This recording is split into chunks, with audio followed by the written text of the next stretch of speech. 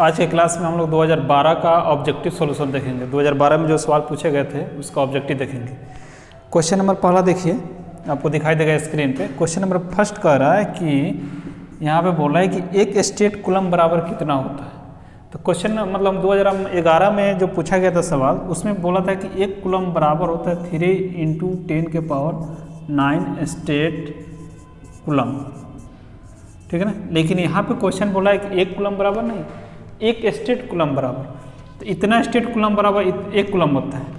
तो आप एक स्टेट कूलम बराबर निकाल लीजिए। एक स्टेट कूलम बराबर क्या हो जाएगा, तो ये वाला टर्म इधर मल्टीप्लाई में इधर है तो डिवाइड 1/3 × 10⁹ हो जाएगा, ठीक है ना। ऑप्शन देखिए तो मैच कर रहा है, यानी यहाँ पे क्या कीजिए, इस पावर को ऊपर भेज दीजिए। तो 1/3 × 10⁹ इक्वल टू होता है 1 स्टेट कूलम। मतलब इसका आंसर यही होगा, एक स्टेट कूलम बराबर 1/3 × 10⁻⁹ -9 1/3 × 10⁻⁹ इसका ऑप्शन हो जाएगा, फर्स्ट का ऑप्शन हो जाएगा आपका डी। क्लियर है। देखिए सवाल कुछ है नहीं, सवाल वही रिपीट करता है। ऑब्जेक्टिव सवाल अगर हम 6-7 साल प्रीवियस ईयर का अगर क्वेश्चन बैंक हम सॉल्व कर लेते हैं तो हमारा पूरा पूरा ऑब्जेक्टिव बन नहीं जाएगा, ठीक है ना। इसको देखिए तो आगे देखते हैं।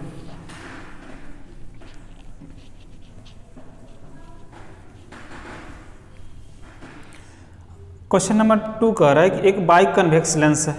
तो बाई कन्वेक्स लेंस का मतलब कन्वेक्स लेंस है। पहले बाई कन्वेक्स लेंस बना लेते हैं। बाई कन्वेक्स लेंस ऐसा ही होता है, ये जिसका रिफ्रैक्टिव इंडेक्स दिया हुआ म्यू बराबर दिया 1.5। रिफ्रैक्टिव इंडेक्स को हम लोग किससे लिखते हैं, म्यू से। 1.5 दिया हुआ। बाई कन्वेक्स लेंस में दो कर्व है तो दो रेडियस होगा। इस एक को हम बोल देते हैं R1 और एक को बोल देते हैं R2। उसके बाद आगे बोला है कि इक्वल कर्वेचर, मतलब दोनों का कर्वेचर इक्वल है। Radius of curvature R1 R2 का वैल्यू दोनों का सेम है और ये कितना दिया हुआ है, 20 सेंटीमीटर। तो क्वेश्चन में बोल रहा है कि पावर बताइए। यहाँ तक समझ में आई ना बात क्वेश्चन में, कि एक बाई कन्वेक्स लेंस दिया है, दोनों का रेडियस दे दिया हुआ, रिफ्रैक्टिव इंडेक्स दे दिया हुआ, तब कह रहे पावर बताइए। तो लेंस में पावर का फॉर्मूला हमने पढ़ा है कि P होता है 1/f। पावर कब निकलेगा, जब आपको F पता रहेगा। तो F निकालिए। यहाँ पे लेंस में अगर फॉर्मूला पढ़े होंगे आप, लेंस में अगर फॉर्मूला क्या होता है, 1/f equal to mu -1 bracket में होता है 1/R1 - 1/R2।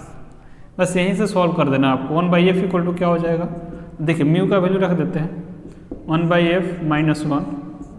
यहाँ पे 1/R1 का वैल्यू कितना है, 20 - 1/R2 का वैल्यू कितना है, 20। अब ध्यान में रहना चाहिए बात कि साइन कन्वेंशन के साथ प्रूव करते हैं। ध्यान में रहना चाहिए ये बात कि साइन कन्वेंशन भी देखते हैं क्वेश्चन सॉल्व करते समय। मतलब साइन कन्वेंशन कहने का मतलब इसका जो वैल्यू होगा, इस हमेशा प्लस में लेते हैं और ये हमेशा किस में लेते हैं, माइनस में। यानी बी ये तो प्लस होगा लेकिन ये क्या होगा, माइनस होगा। समझ में आई ना बात। बस इसको आप सॉल्व कीजिए, देखिए क्या आएगा आंसर। बस आपको सॉल्व कर देना है, जितना फास्ट आप सॉल्व कर सकते हो। 1/f इक्वल टू इसका क्या हो जाएगा, 0.5।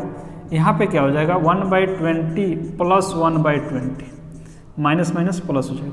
1/20 कितना हो जाएगा, 2/20। 1/f इक्वल टू 0.5 × 2/20 हो जाएगा। ये पॉइंट जाएगा तो नीचे 10 आएगा, ये 10 से ये 10 कट जाएगा, मतलब ये आ गया आपका 20। मतलब 1/f बराबर 1/20। यानी इसको सॉल्व करेंगे तो 20 का वैल्यू क्या आ जाएगा, f का वैल्यू क्या आएगा आपका, f का मतलब अगर इसको हम ऊपर भेजते हैं तो ये भी तो ऊपर जाएगा। तो f इक्वल टू आ गया 20 सेंटीमीटर। सेंटीमीटर में आ गया क्योंकि आपका r सेंटीमीटर में है। तो पावर का फॉर्मूला पढ़े, P = 1/f। ये हमेशा किस में होता है, मीटर में। ये हमेशा किस में होता है, मीटर। तो इसको भी आप मीटर में कर लीजिए और वहाँ पर रख दीजिए, आंसर आ जाएगा। और आप जानते हैं कि सेंटीमीटर को जब मीटर में करना होगा तो 100 से भाग देते हैं। तो ये बराबर हो जाएगा 20/100 मीटर। इसको वहाँ पर रखना है, मतलब P = मेरा होता है 1/f। यहाँ पे रख दीजिए 1/f के जगह पर रख देते हैं कितना, ये वाला टर्म रख देते हैं तो कितना हो जाएगा 20/100, ये 100 के ऊपर भेज दें तो P इक्वल टू हो जाएगा कितना 100/20, काट देंगे तो कितना हो जाएगा 5। पावर का यूनिट क्या होता है डायोप्टर, ध्यान में रहना चाहिए, सेंटीमीटर में रहेगा तो आपको मीटर में करना ही पड़ेगा। ऑप्शन इसका कौन होगा 2 का ऑप्शन कौन, 2 का ऑप्शन आ गया आपका ए, 2 का ऑप्शन है आपका ए जो 5 डायोप्टर दिया हुआ। क्लियर है, ठीक।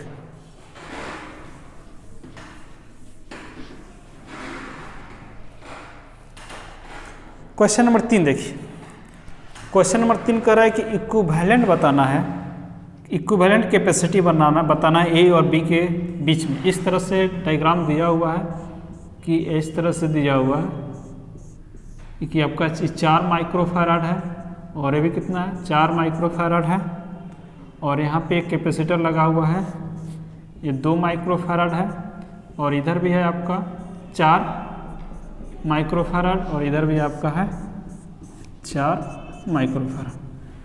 इस तरह ए और बी के बीच का इक्विवेलेंट निकालना। देखिए कैसे सॉल्व होगा। तो यहाँ पे सॉल्व करने का जो तरीका होता है, ये जो सीरीज और पैरेलल दोनों में होता है। कैपेसिटर में आप जानते हैं कि सीरीज में जब हो और आइडेंटिकल की बात हो, सीरीज में ऐसे होता है, इस तरह का टर्म दे सीरीज होता है, और इस तरह का टर्म दे तो उसको हम लोग क्या बोलते हैं पैरेलल बोलते हैं। जैसे सीरीज में अगर C1 है, C2 है, C3 है, तो इसका इक्विवेलेंट रिवर्स करके लिखते हैं 1/C1, 1/C2, 1/C3। पैरेलल में C इक्विवेलेंट का मतलब क्या होता है डायरेक्ट जोड़ देते हैं। अगर यहाँ पे आइडेंटिकल दे इस तरह से, मतलब जैसे C है तो ऐसे नहीं लिखिएगा, डायरेक्ट लिख देंगे का C/n कर देंगे, आइडेंटिकल आंसर आ जाएगा। ठीक है, यहाँ पर देखते हैं एक ही रास्ता में हो तो सीरीज बोलते हैं। जैसे अगर हम यहाँ पे देखेंगे इस तरह से तो दिखाई दे रहा होगा कि यहाँ से हम यहाँ तक बता सकते हैं कि ये जो है सीरीज में, क्योंकि एक ही वायर के साथ जुड़ा हुआ है। बात समझ में आ रहा है कि नहीं। एक ही वायर कहने का मतलब ये वायर ऐसा है, इसको अगर हम सीधा कर देंगे तो ऐसा ही होगा, मतलब ये दोनों किस में है सीरीज में। ये दोनों आपका किस में हुआ सीरीज में, और सीरीज होने के कारण और आइडेंटिकल है तो इसको हम इक्विवेलेंट निकाल सकते हैं C/n करके। तो C/n का फॉर्मूला यहाँ पर अप्लाई करेंगे। C का मतलब कितना है 4, और नंबर ऑफ कैपेसिटर कितना दिखाई दे रहा है 2, काट देंगे तो कितना जाएगा 2। मतलब इन दोनों को सॉल्व करने से हमको क्या मिल जाएगा 2। क्लियर है यहाँ तक, यानी यहाँ तक मतलब इन दोनों को हटा दे देंगे, इन दोनों को हटा दीजिए, और 4 दोनों की जगह पर हम क्या लिखे यहाँ पे क्या हो जाएगा आपका ये 2 हो जाएगा। ठीक है ना, ये 2 माइक्रोफैराड बन गया। अब देखिए दोनों दिखाई दे रहा होगा पैरेलल में, ऊपर नीचे है ना, पैरेलल बन गया। मतलब 2 और 2 पैरेलल में तो डायरेक्ट हम जोड़ देते हैं ना, डायरेक्ट जोड़ देते हैं, तो 2 2 कितना हो गया 4। मतलब इन दोनों को हटाकर 1 लिखेंगे, और 1 मेरा कितना हो जाएगा 4, ये मेरा हो गया 4 माइक्रोफैराड। अब ध्यान से देखेंगे तो ए और बी के बीच में जो हमको निकालना था, ये तीनों किस में दिखाई दे रहा है सीरीज में, और सीरीज में आइडेंटिकल के लिए C इक्विवेलेंट बराबर फॉर्मूला होता है C/n। तो C मतलब कितना हो जाएगा 4, और कितना नंबर ऑफ कैपेसिटर है 3, 1 2 3, इतना माइक्रोफैराड। यही आपका आंसर होगा। ऑप्शन देख लीजिए उसमें कौन सा ऑप्शन है। तो इसमें कौन सा ऑप्शन है आपका 4/3 माइक्रोफैराड, ऑप्शन बी है। मतलब 3 का कौन है बी। ठीक है ना, क्लियर है। आगे बढ़ते हैं।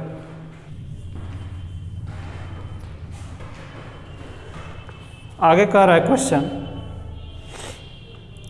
कह रहा है the number of neutron, neutron का नंबर पूछ रहा है। जैसे यहाँ पे दे दिया थाइलियम, इसका जो वैल्यू है यहाँ पे है 230 और यहाँ पे है 19।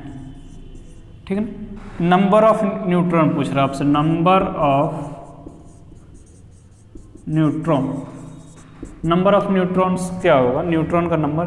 तो देखिए ये जो पावर होता है ये मास नंबर देता है, एटॉमिक मास।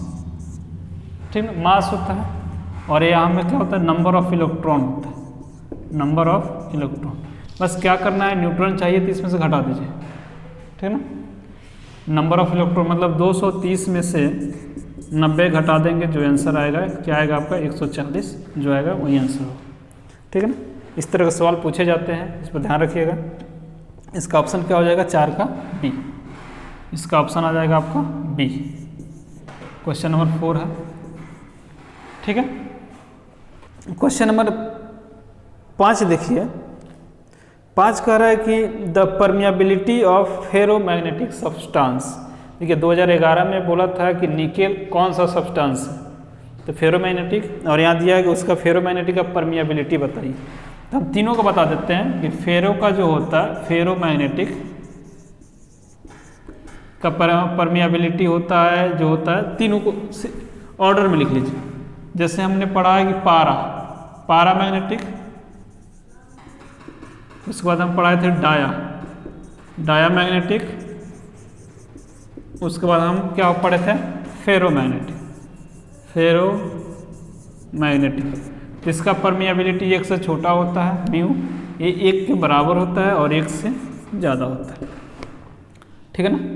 और फेरोमैग्नेटिक में कौन कौन सा होता है तो बताया था, निकेल, फेरस, कोबाल्ट, यही तीनों होता है, ठीक है ना। Ferromagnetic substance. एक चीज़ और, फेरोमैग्नेटिक सब्सटेंस ही होता है परमानेंट मैग्नेट, बाकी सब क्या होता है? टेम्पोररी मैग्नेट होता है। तो ये याद रखिएगा, परमिएबिलिटी जो होता है, यहाँ पे पूछा है फेरोमैग्नेटिक का, तो म्यू का वैल्यू 1 से बड़ा हो जाएगा, मतलब अगर आपका ऑप्शन क्या हो जाएगा? ए, यही आपका ऑप्शन है ए, म्यू से बड़ा होता है। क्लियर है? चलिए आगे बढ़ते हैं।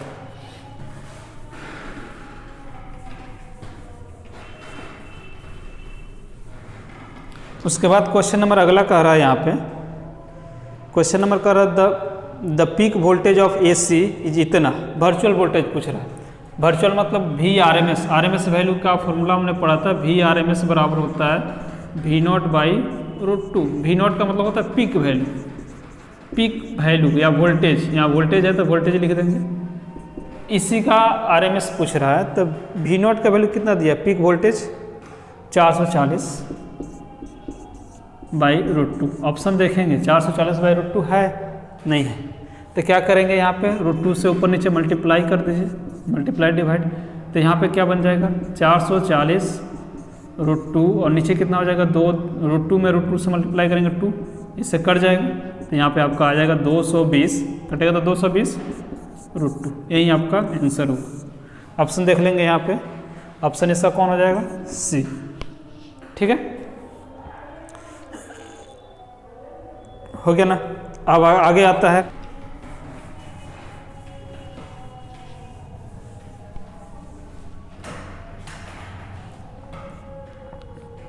उसके बाद आता है क्वेश्चन नंबर आपका 7 भी क्वेश्चन अच्छा है। देखिए क्वेश्चन नंबर 7, उसके बाद क्वेश्चन नंबर 7 जो है कह रहा है कि the magnification power of magnify glass. Magnify glass का मतलब माइक्रोस्कोप का मैग्निफिकेशन पावर पूछ रहा है। तो माइक्रोस्कोप का मैग्निफिकेशन पावर का फॉर्मूला होता है P = 1 + D/F। बस इतना ही होता है, ठीक है। P = 1 + D/F, इसी को वैल्यू निकालना है, जिसमें पावर का वैल्यू दे दिया हुआ है। इसका पावर कितना है? 12 डायोप्टर है। P बराबर आपको क्वेश्चन में दिया है 12 डायोप्टर। अब हमको यहाँ पे क्या करना है? मैग्निफिकेशन जो होता है ना, मैग्नीफाइंग पावर जो होता है, मैग्नीफाइंग पावर को P से नहीं लिखते हैं, म्यू से लिखते हैं। मैग्नीफाई पावर को म्यू = 1 + D/F, ठीक है। पावर आपको इतना दिया हुआ है और ये निकालना है। तो पावर दिया है तो सोचिए D मतलब हम जानते हैं कि least distance of distinct vision होता है, ठीक है। किसी चीज़ को अगर हम साफ साफ देखना चाहते हो तो वो न्यूनतम दूरी कितना होता है? तो 25 सेंटीमीटर होता है, 25 सेंटीमीटर होता है। हमको यह तो 25 सेंटीमीटर है, हमको चाहिए F यहाँ से निकाल लेते हैं, F निकाल लेते हैं। फार्मूला तो हम पढ़े हैं, जानते भी हैं फार्मूला। P बराबर फार्मूला होता है 1/F होता है ना। F निकालना तो F बराबर क्या हो जाएगा? 1/P। 1/12 को डिवाइड कर दीजिए, यहाँ पे 1 में भाग देना है 12 से, भाग दीजिए। भाग देंगे तो ये लगभग आएगा 0.083, इतना वैल्यू आएगा, ठीक है ना। अब ये जो भी आंसर आएगा किस में आएगा, मीटर में आएगा। ध्यान देना कि पावर जो होता है P/1/F, F हमेशा मीटर में होता है, हम जानते हैं। जो भी आंसर आएगा यहाँ पे किस में आएगा, मीटर में आएगा। अब इसको क्या करना है कि वहाँ पे पुट कर देना है। यहाँ पे पुट करेंगे तो म्यू इक्वल टू क्या हो जाएगा, म्यू इक्वल टू हो जाएगा 1 प्लस यहाँ पे 1 d जो है सेंटीमीटर है ना, तो आप इसको मीटर में कर लीजिए। मीटर में कर लेंगे तो सेंटीमीटर 25 सेंटीमीटर को मीटर में करते हैं तो 0.25 मीटर आएगा, मतलब मीटर इतना आएगा। और ये आपका है 0.083। अब इसको सॉल्व कर लीजिए तो 1 प्लस इसका जो वैल्यू आएगा कैलकुलेट कीजिएगा तो आएगा 3.01 आएगा, सॉरी 3.01 आएगा। इसको जब हम जोड़ेंगे तो 4.1 आएगा। 4.1 मतलब राउंड फिगर में देखेंगे तो कितना आएगा, 4। जो आपका 4 होगा वो आंसर होगा, मतलब इसका ऑप्शन कौन है, ई। क्लियर है। हम सवाल को बनाएंगे, ऑब्जेक्टिव रटने से काम नहीं चलेगा, ठीक है ना। क्या पता है इसका पैटर्न बदल सकता है, इसका नंबर बदल सकता है, तो ऑब्जेक्टिव रटने से अच्छा है कि इसको बनाइए। क्लियर है ना। आगे बढ़ते हैं। क्वेश्चन नंबर आपका आपके सामने आ रहा है 8 नंबर क्वेश्चन देखिए यहाँ पे क्या कह रहा है 8 नंबर क्वेश्चन कह रहा है कि किसी वायर से जो करंट पास कराया जा रहा है, कितना करंट पास कराया जा रहा है, 10 एम्पियर, मतलब I इक्वल टू दिया हुआ है 10 एम्पियर। और करंट को जो पास कराया जा रहा है कितने समय तक, तो टाइम दिया हुआ है आपका 10 सेकेंड। और जो इसका जो पोटेंशियल है V बराबर कितना दिया हुआ है 15 वोल्ट। कितना दिया हुआ है 15 वोल्ट। उसके बाद क्या करेंगे यहाँ पे क्वेश्चन में पूछा है कि वर्क डन बताइए। वर्क, तो वर्क जो फॉर्मूला होता है, वर्क बराबर होता है I²RT, यही फॉर्मूला होता है। चाहे हम यहाँ से बना सकते हैं V बराबर W/Q, सेम वही होगा। पोटेंशियल बराबर वर्क बाई चार्ज होता है। वर्क होगा, वर्क निकालना है, यहाँ से भी निकाल सकते हैं हम, यहाँ से भी निकाल सकते हैं, दोनों से आंसर सेम ही आएगा, जहाँ से आप निकाल लीजिए।